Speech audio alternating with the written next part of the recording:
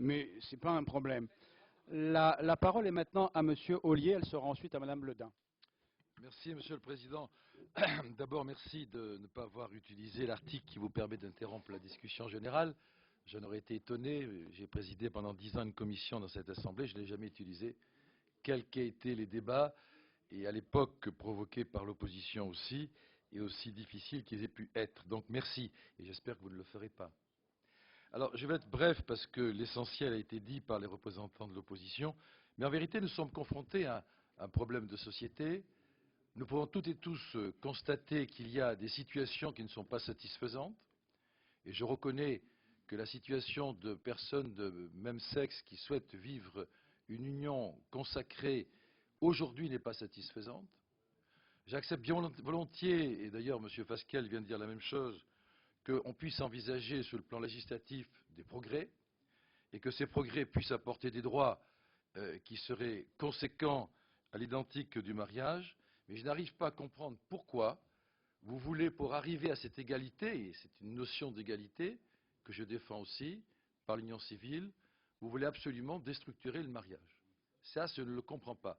Et, monsieur le rapporteur, quelles que soient vos qualités, et je n'étais pas à la commission des lois, j'ai entendu dire que vous avez fait le maximum pour défendre vos arguments à l'époque, je n'ai pas trouvé dans votre argumentaire aujourd'hui une réponse satisfaisante aux questions qui sont les nôtres.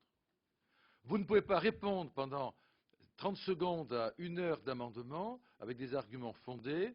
C'est une promesse du président de la République. Quelles que soient les qualités des promesses du président de la République, et je respecte ses engagements, ils sont légitimes, il les défend, on ne peut pas lui en vouloir. Mais, monsieur le rapporteur, vous devez apporter des points de droit en réponse aux arguments de droit qui vous sont opposés, vous ne l'avez pas fait. Je souhaiterais que vous le fassiez. Je ne vais pas revenir sur toutes les questions qui ont été posées, mais M. Roman a posé des questions intéressantes sur le plan constitutionnel. Je suis d'accord qu'on aille dans ce sens. D'ailleurs, on verra bien, parce que nous ne manquons pas de saisir le Conseil constitutionnel sur ce texte, bien entendu. Et bien entendu, on verra à ce moment-là quelles seront les réponses. Parce que quand on oppose, et là maintenant je change de sujet, la Constitution au référendum, je ne veux pas reprendre ce que M. Touré a dit, je veux simplement me payer le luxe de répéter ce que mon collègue a dit tout à l'heure, ça y est, j'ai oublié, j'esquisse le nom, sur Maastricht et sur la Nouvelle-Calédonie. Oui, c'est toi qui l'as dit. Je suis quand même surpris que vos connaissances historiques vous conduisent à traiter François Mitterrand de bonapartiste. Je m'en réjouis. Je m'en réjouis. Mais on vous le rappellera. Mais sur la Constitution, vous ne pouvez pas, je reprendre l'argument de M. Geoffroy, mais il a raison. On peut trouver, dans le caractère social de l'article 11, on peut trouver l'ouverture à un référendum. Sur le caractère sociétal, on peut trouver une ouverture, si. On peut trouver une ouverture sur le référendum sur le mariage, parce que personne ne peut nier ici que le mariage a des conséquences sur le plan social et forcément sociétal. Il y a des relations de cause à effet que vous ne pouvez pas exclure d'un revers de main parce que vous ne voulez pas faire un référendum. Bien, cela étant dit, je ne veux pas allonger le débat. Je voudrais revenir sur ce qui s'est passé dimanche. Moi, j'y étais et j'assume mes responsabilités. Mais vous ne pouvez pas dire, c'est M. Dussopt qui l'a dit, que les homosexuels, dans leur ensemble, d'une manière unanime, veulent ce texte de loi. Vous n'y étiez pas à cette manifestation, il y avait près de 800 000 personnes, on ne vous a pas vu. On peut comprendre que vous n'ayez pas assisté à ce qui s'est passé.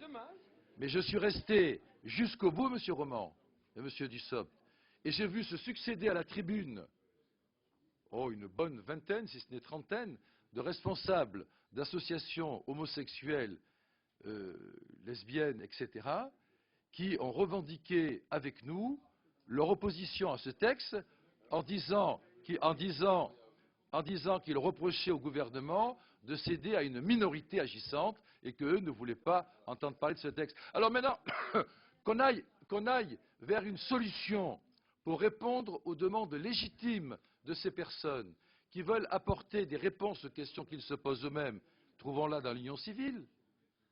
Ayons le courage ensemble de nous rapprocher pour trouver une solution qui satisfasse tout le monde, mais ne soumettez pas la société française à un traumatisme en remettant en cause un de ses fondements, qui est le mariage, avec toutes les conséquences que cela, parce que vous parlez du décès, vous parlez de l'héritage, tout ceci à sécuriser, nous sommes d'accord, mais on peut le faire autrement. Je termine là-dessus, je termine en parlant des droits à l'enfant. J'entends sans arrêt les spécialistes nous répéter le droit à l'enfant de ces couples. Certains de mes collègues l'ont dit, je tiens à le répéter. Nous préférons défendre le droit des enfants. Et c'est peut-être les enfants qui sont les premiers concernés par ces droits-là, et non pas des adultes qui veulent, au prétexte de leur volonté de créer une famille, exiger un droit à l'enfant. Ceci aussi a le mérite de pouvoir être discuté. Pourquoi ne voulez-vous pas en discuter? Alors, tous ces changements sont effectivement, Madame Taubira l'a laissé entendre, une révolution pour la société. Moi, je peux comprendre qu'on s'engage dans des changements aussi importants qui touchent à la révolution, mais on ne peut pas le faire sans qu'il y ait un débat. Et quand le peuple nous donne une délégation de pouvoir en tant que député pour siéger ici, le référendum interrompt la délégation de pouvoir et rend la parole au peuple pour le moment où il aura à dire oui ou non sur une question aussi importante que le changement de société dans lequel on veut nous engager. Voilà pourquoi nous appelons au référendum. Et si le référendum nous donne tort, nous nous soumettrons à la volonté du peuple. Mais pourquoi vous avez-vous peur d'aller à cette volonté du peuple? Voilà la question qu'on vous pose et voilà la question à laquelle nous aimerions avoir une réponse. Merci beaucoup, Monsieur le ministre. Anne-Yvonne Le Dain, puis ça sera Monsieur Hetzel. Oui, merci Monsieur le Président. Simplement pour dire que